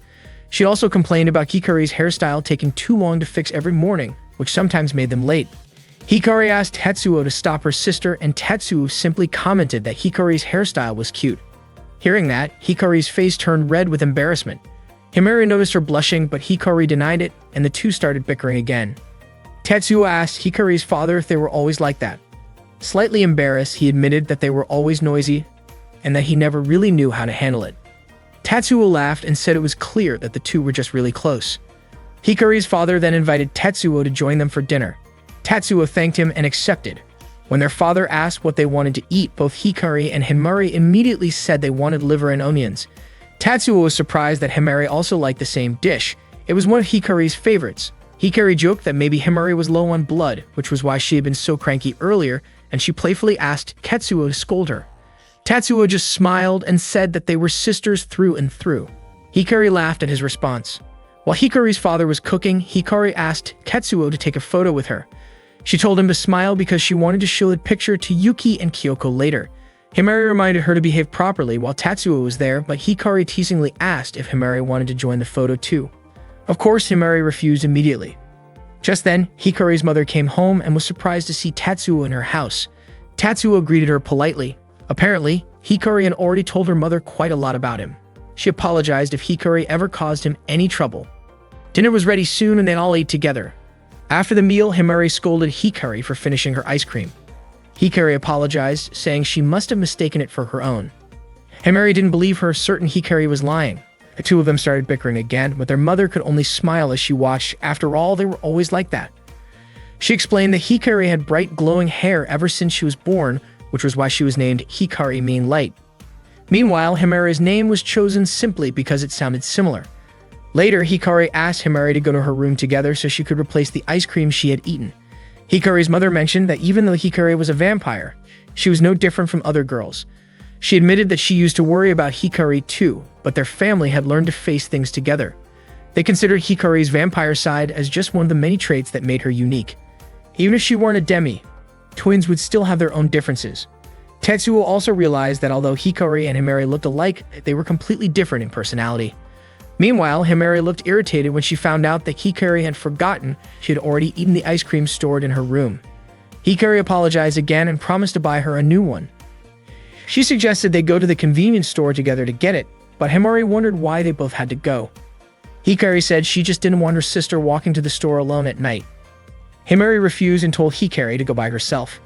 Hikari's father offered to go with her, but Himari stopped him, saying he shouldn't spoil Hikari so much, especially since Hikari often went out at night to grab snacks on her own. Hikari's mother then said she would accompany Hikari because she also needed to buy something at the convenience store. When Tatsuo was about to excuse himself, Hikari's mother stopped him, saying they'd only be gone for a short while since the store was nearby. She then asked Himari to keep Tatsuo company and chat with him. Tatsuo started to realize he might have stayed at their house longer than he intended. Himari complained about how her parents always spoiled Hikari. Tatsuo commented on Hikari's father's blonde hair, and Himari explained that he dyed it so Hikari wouldn't stand out too much in their family. Tatsuo then pointed out that Himari's hair also looked brighter lately, guessing she did it for the same reason. Himari got flustered and insisted it was just for fashion. Tatsuo could tell that the two sisters were actually very close. Meanwhile, Hikari asked her mother what she wanted to buy at the convenience store. Her mother replied that she wanted to get some beer and added that she was sure Tatsuo probably liked beer too. The next morning, Himari was ready to head to school when Hikari suddenly asked her to help fix her hair. Himari smiled but refused right away. That was her way of helping Hikari learn to be more independent. Later, she told Tatsuo about it when they were in the library. Tatsuo said that was pretty harsh of her, but Himari explained that since Hikari was already in high school, she needed to learn to handle things on her own. Himari even told him about the time Hikari accidentally fell asleep in the bathroom at night. Tatsuo suggested it might have something to do with her vampire instincts, since vampires could see well in the dark. Hikari had once said she didn't use the light in the bathroom because it was too bright, and Tatsuo figured that was probably why she ended up falling asleep. Himari, however, thought Hikari was just being careless. Tatsuo then mentioned that maybe Hikari's trouble with her hairstyle was also related to vampire instincts. Since vampires were said not to have reflections in mirrors, maybe that was why she found it difficult to do her hair and always asked Himari for help. He added that the theory did explain a few things, but it could also just be a myth, and maybe Hikari was simply a bit absent-minded. Suddenly, Himari realized she might have been unfair to her sister. She quickly ran off to look for Hikari, thinking that if vampires really didn't have reflections, then Hikari truly did need her help. Himari checked Hikari's classroom, but she wasn't there, so she kept searching around the school. It looked like it was about to rain that day. Kyoko mentioned to Yuki that she might call for a ride home since carrying an umbrella was a bit of a hassle. Not long after, Himari arrived but didn't find Hikari in the usual spot where she hung out with Yuki and Kyoko. Himari felt guilty for judging Hikari too quickly, assuming that she was just lazy and acting like she knew everything. In truth, Hikari had been struggling a lot. Not long after, Himari went to talk to her and admitted everything she had thought. But to her surprise, Hikari told her that she could still see her reflection in the mirror. Tatsuo then apologized for making Himari misunderstand the situation. To prove her point, Hikari invited Himari to check in herself. She said she was sure Himari must have been worried about her. Hikari told Himari that she was too kind, which made her quick to assume things. Hikari then hugged her and apologized for making her worry. Himari asked why she always had to help Hikari fix her hair, and Hikari admitted that she had always been lazy, even since they were kids. Hearing that, Himari immediately tugged on Hikari's hair in frustration. Meanwhile, Tatsuo thought about how, even if vampires didn't have reflections, that wouldn't mean Hikari had lost her sense of self. Himari, who truly understood and cared for her sister, was always the one closest to her. As Hikari tried to escape Himari's playful punishment, Himari reminded her that she had left something behind. Instead of going back, Hikari told her sister to bring it to class. Himari got annoyed but still did it anyway. Tatsuo thought to himself that Himari really was the picture of a perfect younger sister. That day, heavy rain started pouring. Hikari and Kyoko were still in class when Hikari received a message on her phone. She smiled softly after reading it and decided to go home right away. At the same time, Tatsuo and Sakia had just finished a meeting and were walking together down the school hallway. Sakia mentioned that she often went home late at night because she preferred to take the last train. There would be fewer people around, which was better for her as a succubus. Tatsuo realized that being a succubus must come with its own kind of trouble since they naturally emitted a kind of charm, but Sakia said she had already gotten used to managing it. Before leaving, Sakia gave Tatsuo a teasing smile and thanked him for his help. Then she quickly walked away, realizing that her natural charm seemed to have no effect on him. However, Tatsuo quietly admitted to himself that Sakia's presence was actually very alluring, even if he managed to stay composed on the outside. He then headed to the biology lab. When he opened the door, he was surprised to find Kyoko asleep inside. Tatsuo gently placed a blanket over her. The rain outside grew heavier, and after a while, he dozed off too. When Kyoko woke up, she noticed the blanket over her shoulders and saw Tatsuo sleeping at his desk. Smiling softly, she brushed his hair. Unexpectedly, Tatsuo woke up and looked flustered. Kyoko then covered him with the blanket instead and joked that even though their hairstyles looked similar, his hair was much rougher than hers. Tatsuo didn't know how to react. Just then, Hikari's father arrived and greeted Kyoko. She asked why he had come to the school. He explained that Hikari's parents were busy, so he came to pick Kyoko up instead. He was surprised that Hikari hadn't told her about it, even though he had asked her to. Kyoko realized that Hikari must have been smiling earlier because she was keeping that secret. Hikari's father apologized for the confusion, and Kyoko thanked him for taking the time to come all the way there. He said it was no trouble since Kyoko's parents often helped his family too. It was only fair that they supported each other. Before leaving, Hikari's father noticed that Tatsuo was still asleep and suggested they leave him a note. Kyoko mentioned that her bag was still in the classroom. Hikari's father offered to carry her head there himself, saying he should get used to it. Kyoko was surprised but agreed, and she even complimented him for carrying her so smoothly. After they left, Tatsuo woke up and found Kyoko's body sitting at the desk, writing a thank you note to him for the blanket. He praised her for being able to write without looking and said she must have practiced a lot. Tatsuo thought that all the Demi students were trying their hardest in their own ways, and their parents worked just as hard to support them. Meanwhile, Hikari and Himari were already waiting for Kyoko in the car.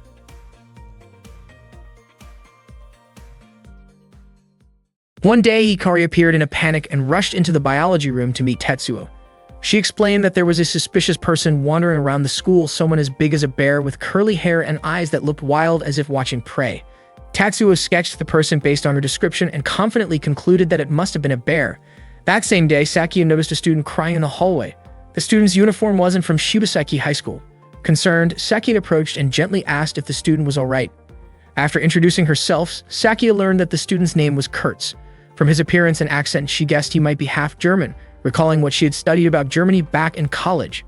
Sakia asked what Kurtz was doing there, and he explained that he had come with someone but got separated along the way.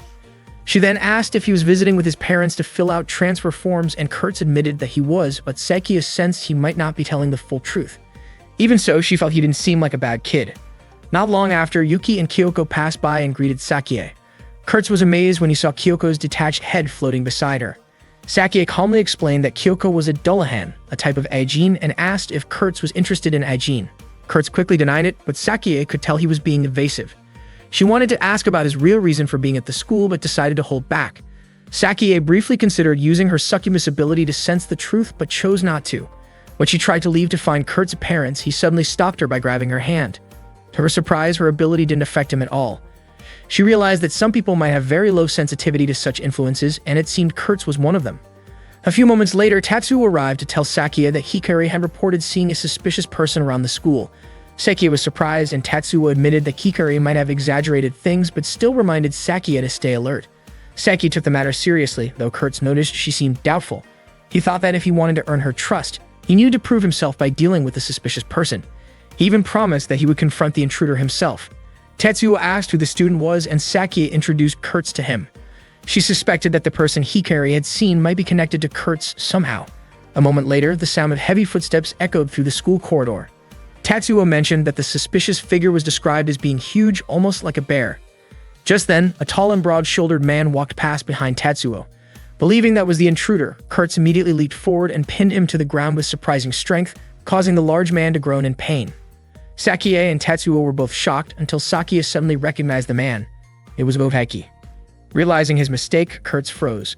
It turned out Ogeki had actually been looking for him all along. Ogeki looked confused and asked what Kurtz was doing there. Kurtz called him Senpai, which surprised both Sakia and Tatsuo. Sakia then explained that Ogeki was an acquaintance of hers and detective she had known for quite some time. Tatsuo was astonished by this. Ogeki wondered how Kurtz could have mistaken him for someone suspicious, and Kurtz quickly apologized.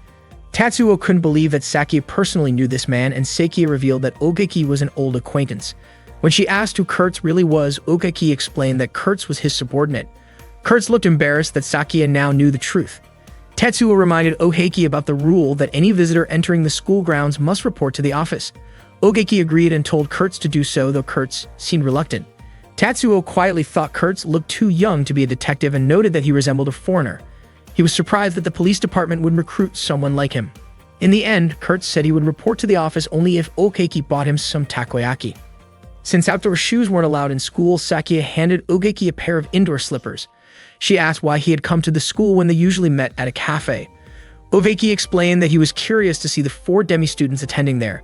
Sakia then asked him about Kurtz, but Okeki turned the question around, asking if something had happened between her and Kurtz. Sakia told him that they had briefly touched hands, but nothing strange had occurred. Oheki didn't elaborate much, only saying that it was something complicated to explain. Meanwhile, in the teacher's office, Kurtz was filling out a visitor report with Tatsuo's help. When Tatsuo asked him to write down his name and occupation, Kurtz nervously insisted that he had nothing to do with Aijin. At the same time, Oheki explained to Sakia that Kurtz was specially trained as a countermeasure against Sukubi. When Oheki asked if Sakia was feeling alright, she calmly said she was fine. Oheki expressed admiration for her strength and maturity, saying that most Sukubi tended to avoid others, live in isolation, or behave carelessly without much regard for human norms. It was rare, he said, to meet someone as thoughtful and grounded as her. As Oheki reached for a cigarette, Sakia quickly reminded him that smoking was not allowed on school grounds. Oheki chuckled and said that Sakia had really grown into a responsible adult. He then half-jokingly suggested that maybe it was time for him to think about settling down and starting a family. He even offered to introduce her to some nice men he knew. Sakia was taken aback by the sudden change of topic and asked why he was bringing that up. Oheki simply said that he worried about her. After all, she was a young woman living on her own, and he had known her since she was a child. Sakia laughed and told him he sounded just like her father, perhaps even more fatherly than her real one. Sakia admitted that she already had someone she admired, which surprised Oheki. She found his reaction strange since he was the one who brought up the topic in the first place. Oheki explained that he was just surprised because in the past, Sakia always avoided such discussions, usually saying that she didn't want to take any unfair advantage to get a boyfriend or that she hadn't yet understood what true love meant. He never expected that Sakia would already have someone in mind. Feeling a bit embarrassed, Sakia jokingly threatened to touch him, but Oheki quickly stopped her, saying that an old man like him might have a heart attack if his heart started racing like that. Sakia laughed and explained that the man she liked didn't seem to have a strong romantic or physical desire, and even when she accidentally touched him, her succubus effect didn't seem to work on him at all. Oheki couldn't believe there was a man like that unless he was someone completely unaffected by such things. He insisted that it was impossible for any man to resist the natural charm of succubus. But Sakia was convinced that this particular person truly didn't react to her at all. Oheki suggested that maybe it only looked that way, and that the man was just good at hiding his reaction. He thought this man probably knew a lot about Demis, which might explain it. Sakia started to wonder if that could be true. Oheki then asked whether she still liked the man even after realizing that he wasn't some special person immune to her powers, but rather someone who might just be hiding his feelings. That made Sakia blush and feel flustered. Oheki told her that if she didn't mind whether the man was affected by her charm or not, it probably meant she genuinely liked him. Sakia admitted that she really did feel drawn to him, especially when she realized that her charm actually did affect him. The contradiction between her thoughts and feelings made her heart race even more. She started to wonder if love might actually be like what those romance guidebooks describe, something that often begins with a misunderstanding. Sakia kept talking about love, getting more and more embarrassed as she tried to make sense of her own feelings. Meanwhile, Kurtz was walking down the school hallway, hoping that no one would notice his connection to the Aijin. At the same time, Hikari was chatting with Kyoko and Yuki about a suspicious-looking person she had seen. She described the person as tall and broad like a bear, with messy hair and sharp eyes that looked like those of a wild animal watching its prey. Kyoko got scared hearing that, but Yuki joked that maybe it actually was a bear. Without realizing it, Hikari accidentally bumped into Kurtz, and for a moment thought it was Sakia. She was surprised to see a stranger with blonde hair and asked why his uniform looked different. Assuming he must be a transfer student, she asked about it, and Kurtz didn't deny it. He quickly left, trying to avoid drawing attention. Hikari had a feeling that Kurtz wasn't really a transfer student after all, and she couldn't understand why she had mistaken him for Sakia when he was clearly a man. Yuki, on the other hand, started to suspect that Kurtz might be up to something. As Kurtz continued walking through the hallway, he saw 2 students looking at a photo of Sakia on one of their phones. Yusuke had secretly taken that picture, thinking that photos of a succubus could somehow make people feel captivated. Kurtz immediately stepped in, grabbed the phone, and told them to stop looking at Sakia's photo in that way. Yusuke was shocked and didn't understand who Kurtz was or why he had taken his phone. Kurtz introduced himself as a detective and said that taking someone's picture, secretly, was cowardly. Yusuke realized his behavior was wrong and admitted that he was just a high school student dealing with all the confusing emotions that came with adolescence. He said it was hard not to find Sakia attractive. Kurtz told him that Sakia was indeed a succubus and asked if Yusuke still admired her knowing that. Yusuke replied that even if Sakia weren't a succubus, she would still be a kind and sweet person in his eyes. Hearing that, Kurtz smiled and said that was a good answer. He returned Yusuke's phone and told him he could keep the picture just this once, but advised him to be more respectful in the future. After that, Yusuke continued walking through the hallway looking for Oheki. he found him in the smoking room. A moment later, Tatsuo walked in and greeted Okeki. When Tatsuo took out a cigarette, Okeki lit it for him. Okeki was surprised to learn that Tatsuo smoked, but Tatsuo explained that he had actually quit 2 years ago and was only smoking that day to keep Okeki company. Tatsuo had heard about Okeki's work involving the Ajin. Okeki guessed that Kurtz must have been the one who mentioned it. He then explained that he and Kurtz both worked for a division called the Ajin Department. According to Okeki, there weren't many Ajin and only a few of them ever got involved in serious problems. Tatsuo asked Okeki what kind of work he did. Okeki explained that his job actually had nothing to do with Ajin at all. He said that the world used to be a much harsher place for Ajin, as many of them suffered socially and psychologically. There were even Ajin who caused trouble in the past, but that kind of situation no longer existed because people had become more understanding and accepting toward them. Okeki realized that changed that very day. He was surprised to see the 3 Ajin at the school looking so happy, and he was deeply moved by it. It made him feel that the world was indeed heading in a better direction. He was sure that the parents of those Ajin must have played an important role, and that they were fortunate to have good teachers. Tatsuo smiled and apologized for having taken over the duties that originally belonged to the Ajin division. Okeki replied that there were certain tasks of the Ajin division that someone like Tatsuo couldn't possibly handle. Tatsuo didn't quite understand what Okeki meant by that. Okeki then explained that most Ajin-related incidents usually came from the stimulating effects produced by a succubus. He said that sometimes, when a succubus ended up in a situation that looked like harassment, it wasn't always clear whether she had intentionally released her charm effect or not. There were cases where a succubus could accidentally cause such effects, but there were also cases where one might misuse them. According to Okeki, figuring out whether a succubus did it intentionally or unintentionally was very difficult. And that sort of investigation wasn't something a teacher could simply take over. Tetsuo then asked if there was a fair judicial method for handling such cases. Okeki admitted that there really wasn't any clear or perfect way to deal with those issues. What the Ajin division could do was to maintain communication with the succubi within their jurisdiction and determine early on whether they posed any risk or not. Tetsuo assumed that Okeki must be disliked by many succubi because of his work. Okeki said that he always tried to explain his role to them, and that he never wanted to be hated by them in the first place. He admitted that sometimes he did meet a few succubi who treated him kindly, unlike most others. He mentioned that he had met Sakia back when she was still a student. Okeki believed that Tetsuo seemed to know a lot about Demis and asked him to take good care of Sakia and the other demigirls at the school. He entrusted them to Tetsuo and hoped he could help them create happy, memorable experiences. Tetsuo agreed to do that, and the two of them shared a laugh together. Tetsuo then asked if there was anything specific he should be careful about when communicating with Demis.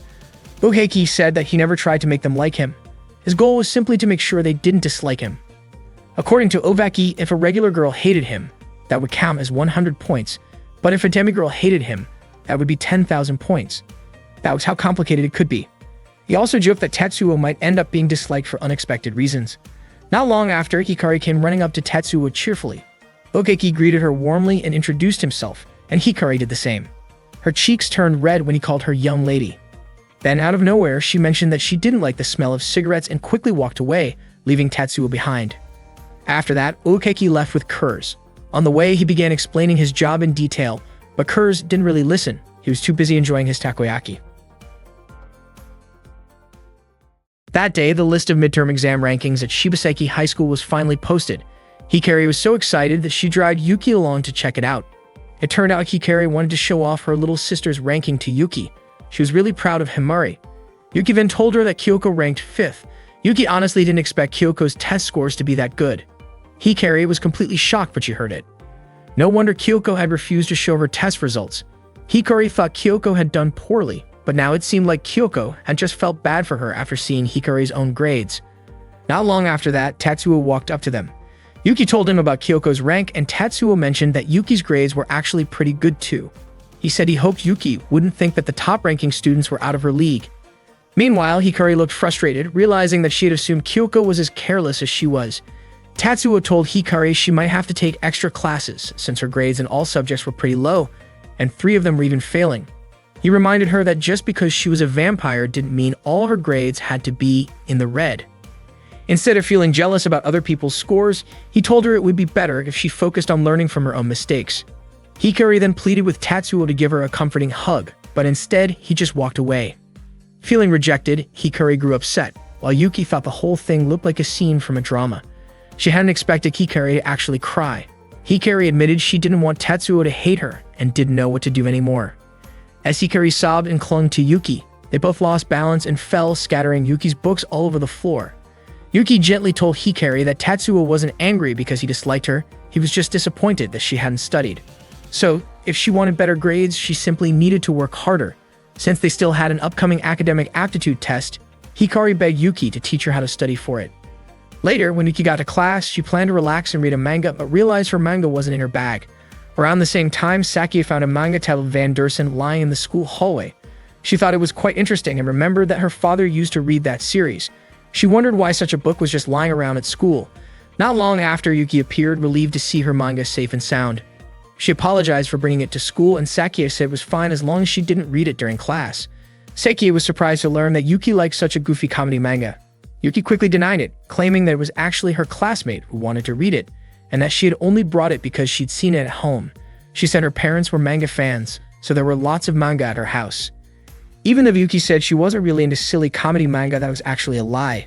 The truth was, she would have been super embarrassed if anyone found out she enjoyed reading it, probably because the humor in it was a bit mischievous and over the top. Yuki just hoped Sakie wouldn't notice. Sakie then pointed out that it was volume 7, asking why Yuki didn't start from volume 1.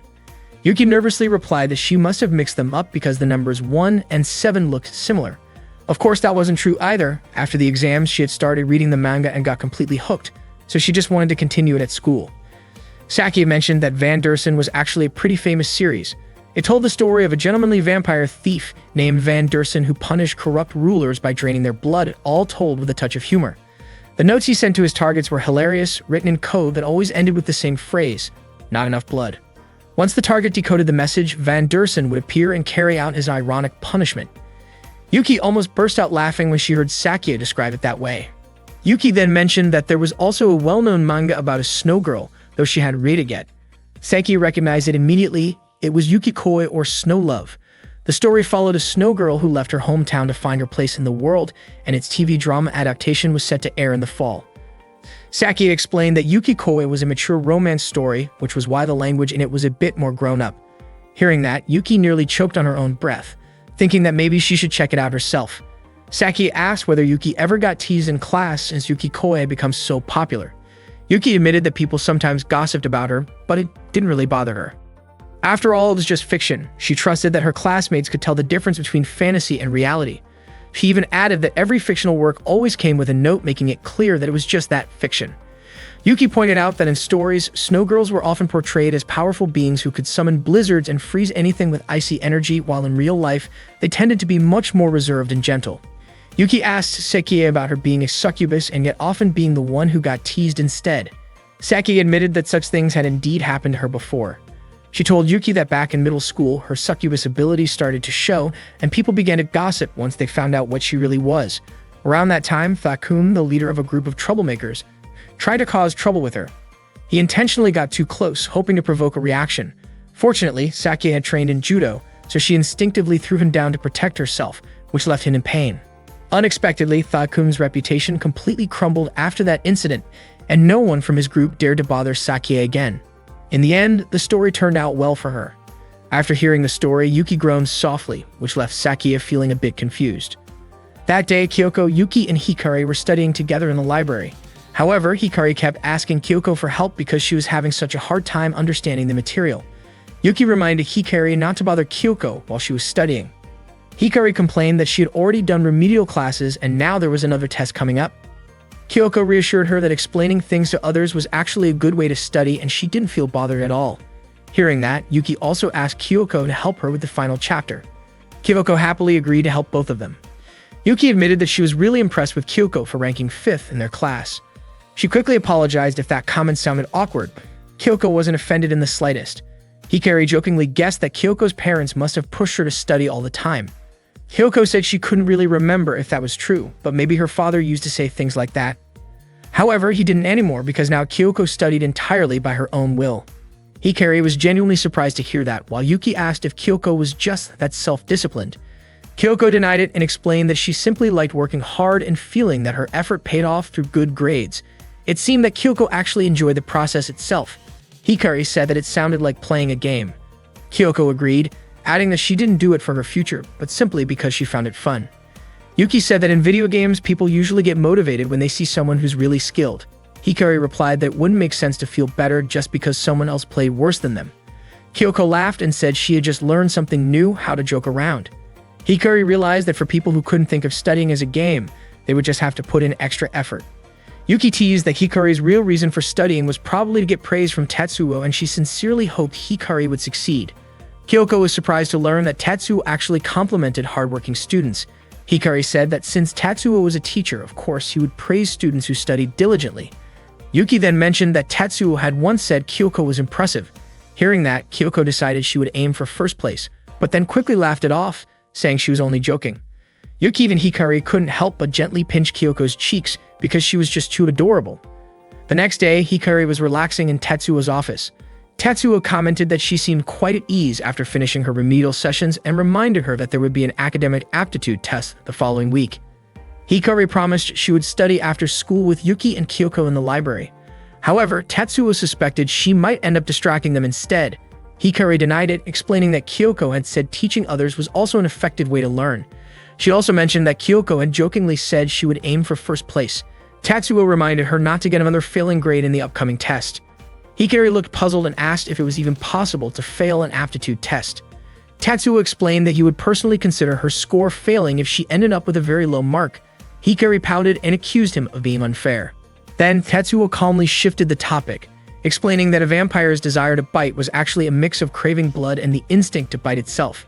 He said the first desire was satisfied thanks to the school's blood bag subsidy, while the second one was taken care of when she playfully nibbled Himari's arm.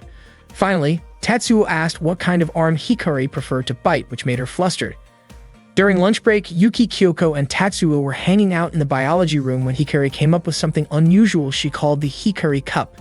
Tetsuo had actually invited Yuki and Kyoko to join the school event.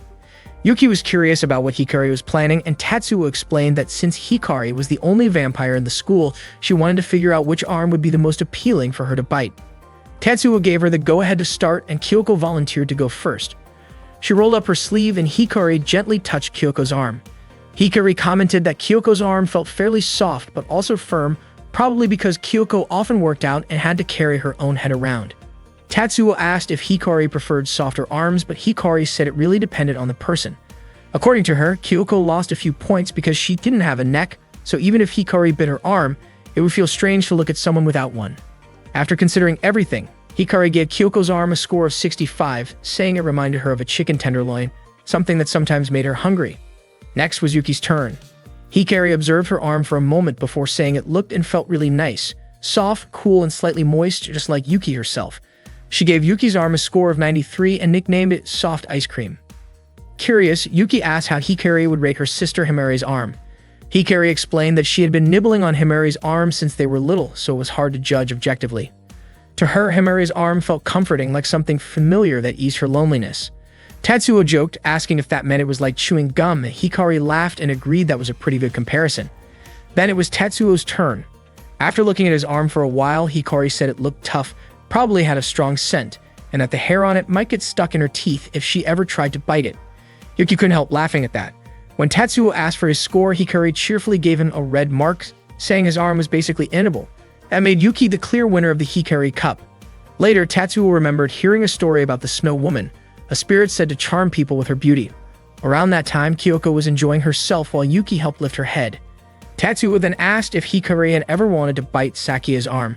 Meanwhile, Sakia was quietly reading a manga she had borrowed from Yuki.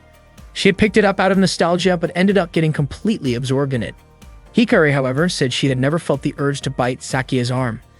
Tetsuo reflected that drinking blood for vampires seemed to be more than just feeding, maybe something instinctive or emotional. He recalled Hikari once mentioning that it was connected to strong personal urges, so he wondered if that meant she might be affected by a succubus like Sakia, who naturally emitted charm-based energy. He thought about the similarities between appetite, attraction, and curiosity, and without realizing it, he accidentally said aloud that Sakia seemed the most tempting. The three girls immediately frowned at him. Yuki scolded him, saying it wasn't polite to describe a girl that way. Tetsuo quickly tried to explain that he meant it from a vampire's perspective, not his own. Even so, they still looked disappointed and teased him for being inappropriate. Tetsuo nervously begged them not to misunderstand or gang up on him. A few days later, Hikari showed Tetsuo the results of her academic potential test. Tetsuo was surprised. There were no issues at all, and he congratulated her for doing great. Hikari was thrilled and realized that getting praised felt really nice. She left the biology room in high spirits, only to notice a crowd of students gathered around the announcement board. She didn't expect the academic test results to be posted publicly. When she checked, she was shocked to see Yuki ranked 27th. Her excitement quickly turned to frustration when she realized her own rank had dropped to 3rd. She couldn't believe someone had surpassed her sister Himari's score. Then Yuki and Kyoko came over to her. Still irritated, Hikari glared at Kyoko before turning to leave. But when she finally looked closer, she froze in surprise. Kyoko had ranked 1st. One night, Sakie was drinking beer at her home with a doll sitting across from her that she pretended was Tetsuo. In her imagination, Tetsuo gently scolded her for drinking too much, but she playfully tried to convince her imaginary version of him to join her. In her daydream, Tetsuo seemed like he was about to give her a punishment for her behavior, and the thought made her blush with embarrassment. A moment later, her phone rang. It was Oveki calling. When she answered, she jokingly said that she was studying about educational punishments. Curious, she asked why Oveki had called her so suddenly. Oveki said he'd been thinking about what happened the other day and admitted he had a hunch that the person Sakia liked was Tetsuo. Shocked, Sakia didn't expect Oveki to figure it out so easily. Oveki was convinced that Sakia had simply been staying quiet without taking any action. He told her that maybe it was time to make a move, and that this was her chance to show the world what it really meant to be a succubus. Oveki explained that he understood why Sakia had been holding herself back all this time. It was because she couldn't easily avoid the side effects of her succubus nature and didn't want them to affect her relationships. He respected that she had always chosen to restrain herself, but now that someone had captured her heart, he believed it was time for her to learn how to embrace that side of herself and use her charm to get closer to Tetsuo. He encouraged her to awaken the instincts that, according to old legends, succubi used to have. Sakia insisted that those kinds of stories only existed in myths, but deep down she began to wonder if Okeki might be right. Maybe she did need to change, if she ever wanted to truly connect with someone and understand what it meant to love. She realized she couldn't keep running away from her own nature forever. Oveki told her to try something new, to approach Tetsuo the next morning and see what happened. Nervously, Sakia asked if she really had to do that. Okeki worried that if she kept hesitating, Tetsuo might end up with someone else before she learned how to express her feelings naturally. He explained that if she only went halfway, she'd never make any progress. Whether or not Tetsuo reacted, she would still gain valuable experience. Okeki reminded her that what mattered most was getting close to Tetsuo sincerely before her abilities could affect him. With a teasing tone, he added that he was sure Sakia wanted to see how Tetsuo's face would look if he ever got flustered. The next morning, Sakia went to the biology room where Tetsuo was already there. He looked surprised to see her and quickly offered to make her a drink. Apologizing for showing up so suddenly, she handed him some snacks she'd brought along. Sakia explained that she wanted to talk about succubi because she thought the topic might help with his research. She told him she'd heard from Okeki that he was always eager to learn things that couldn't be found in textbooks, so she wanted to share what she knew directly. As expected, Tetsuo was fascinated. After all, it wasn't every day that he got to hear about succubi straight from one. Before coming, Okeki had also advised Sakia to pay attention to her timing during the conversation so she wouldn't waste the opportunity. Gathering her courage, Sakia asked Tetsuo if he wanted to see for himself how his succubus's charm worked. Tetsuo was startled and didn't quite understand what she meant. Nervously, Sakia removed her jacket, revealing a slightly more casual side of herself. She loosened her hair and looked away, clearly embarrassed but determined to be honest about who she was. To her surprise, Tetsuo told her she looked beautiful and that her atmosphere felt different today. Blushing, Sakia thanked him and wondered why he didn't seem overly affected by her charm. She started worrying that maybe her powers didn't work at all. In reality, Tetsuo was simply keeping his composure. Deep inside, he truly thought Sakia looked stunning, and he could sense her natural charm shining through. The sight reminded him of his own youth. Trying not to stare too much, he shifted his gaze to her hair, but even that shimmered under the light, making him even more nervous. Tetsuo realized then just how strong her allure must be, especially considering she hadn't done much to show it. It helped him understand why she always dressed modestly and kept her distance from others. Gently, he suggested that she didn't always need to be so cautious, and that wearing something a bit more relaxed might help her feel more comfortable. He believed that being overly guarded every day must have been exhausting for her. Blushing even more, Sakia asked him softly whether feelings of love toward a succubus could ever be genuine. She explained that most people assumed those feelings were just illusions caused by her charm, and that was one of the reasons she was so careful. More than anything, she didn't want a love that was false or forced. Tetsuo tried to explain his personal view about normal women and succubi. In his opinion, there wasn't really a difference between them other than the natural traits a succubus was born with. For him, Both Sakie and any other woman could drastically change how attractive they appeared just by changing their clothes.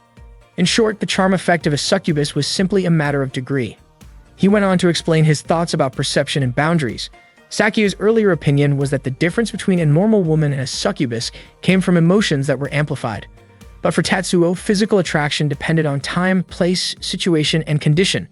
If attraction was a mix of all those things, then the seductive aura a succubus had was just another part of Sakie's natural charm. That's why Tatsuo believed that genuine love wasn't something that could be faked. After that, Sakie shared her own perspective as a succubus.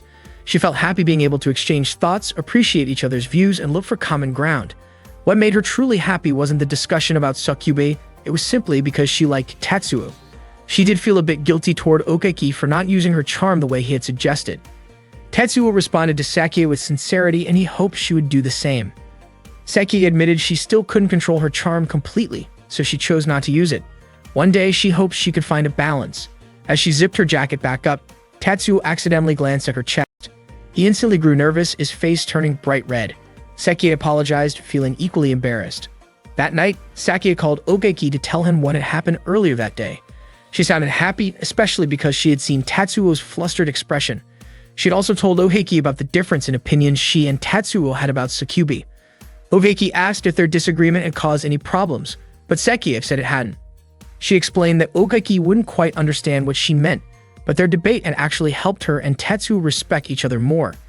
Even though the discussion had gotten a bit heated, they had reached some shared understandings. After the call ended, Okeki realized that must be how it feels to have a daughter growing up into adulthood. The next day, Sakie was seen talking to herself in her office. She wanted to have another discussion with Tatsuo, but deep down she knew it was just an excuse to see him again. She wished she could control her charm better. Yuki suddenly appeared and caught her off guard with a question, making Sakie a little flustered. Yuki seemed a bit suspicious of her, so Sakie tried to explain that her nature often caused trouble for others. She then asked why Yuki had come by. Yuki handed her a manga, and Sakie returned the one she had borrowed, thanking her warmly. The two had grown closer ever since they discovered they shared the same hobby. Later, Yuki met with Tetsuo and told him she wanted to learn how to control her powers. She joked that maybe she could be useful as a human air conditioner. Yuki still found it odd that she was afraid of heat, even though she could generate cold air. Tetsuo understood what she meant, and since summer was coming soon, he decided it was a good time to try practicing. He prepared a basin of water and asked Yuki to dip her feet in it. Just like the first time they met, they agreed that snow women could release cold air when feeling negative emotions. For example, when tense or stressed, their cold sweat appeared and tears of sadness could freeze into ice. When depressed, they would naturally emit cold air. Tetsuo suggested they should first practice producing cold air intentionally. He thought of collecting Yuki's cold sweat in the basin. To test her control, he told Yuki to pretend to feel sad so they could see if she could create cold air without actually being sad. He even demonstrated how to act sad himself. Unexpectedly, Yuki looked quite adorable while pretending to be sad, which made Tatsuo hold back his laughter. He thought maybe Yuki had just discovered a new kind of skill. Biologically speaking, it did make sense that a snow woman's bodily fluids were almost freezing just because her body temperature was low. When a snow woman felt negative emotions, something must have happened to her sweat as it left her body, causing it to freeze. The cold air she produced probably came from a drop in the surrounding temperature. Tetsuo started to wonder if negative emotions might create a kind of strong willpower. If willpower could be defined in a physical sense, that might also explain why a succubus charm could affect another person's will. He made a mental note to ask Sakie about that later. Meanwhile, Yuki hoped Tatsuo would finish soon because she was feeling really embarrassed by the situation. Afterward, Tatsuo mentioned he hadn't felt the air around her getting colder, but he noticed that Yuki was sweating. Yuki realized she was sweating because she was so nervous and shy. Since the experiment hadn't worked out, Yuki suggested they try something else instead. Not long after, Hikari came by and asked what they were doing. Tatsuo explained that they were trying to find a way for Yuki to use her ability to generate cold air during the summer. Yuki admitted that the method hadn't worked yet. Seeing the ice in the tub, Hikari invited Kyoko to join in and soak their feet together. Tetsuo then realized that the tub of ice water was actually the result of their efforts that day. When Hikari mentioned that the ice was starting to melt, Yuki quickly tried again to create more ice. The next day, during a hot afternoon PE class, Yusuke complained about why they had to exercise under such a scorching sun. Soon after, the girls gathered for a 1.5-kilometer run. Seeing them sweating made Yusuke unexpectedly fired up. The girls started running. Kyoko ran without carrying her head so it wouldn't get in the way. Hikari and Yuki were feeling overheated, surprised at how hot it already felt even though summer had just begun. After a while, Tatsuo walked by and Kyoko approached him. She told him that she was running together with Yuki and Hikari, but both of them were now cooling off under a tree. Later, the three of them went to the biology room. The cool air inside made them feel refreshed again. Tatsuo commented that PE outside must have been exhausting. Hikari expressed envy that Tatsuo got to stay inside an air-conditioned room all day. Tatsuo explained that there were several items in that room that couldn't be exposed to heat. He reminded them that they shouldn't visit the biology room too often, since there were rules about that. Hikari and Yuki agreed that summer was especially tough for vampires and snow women. Hikari said that vampires had it worse since they couldn't wear short sleeves without risking sunburn, but Yuki pointed out that snow women also had a hard time because their low body temperature made hot air feel unbearable, and they could barely sweat at all. The two of them ended up laughing at each other.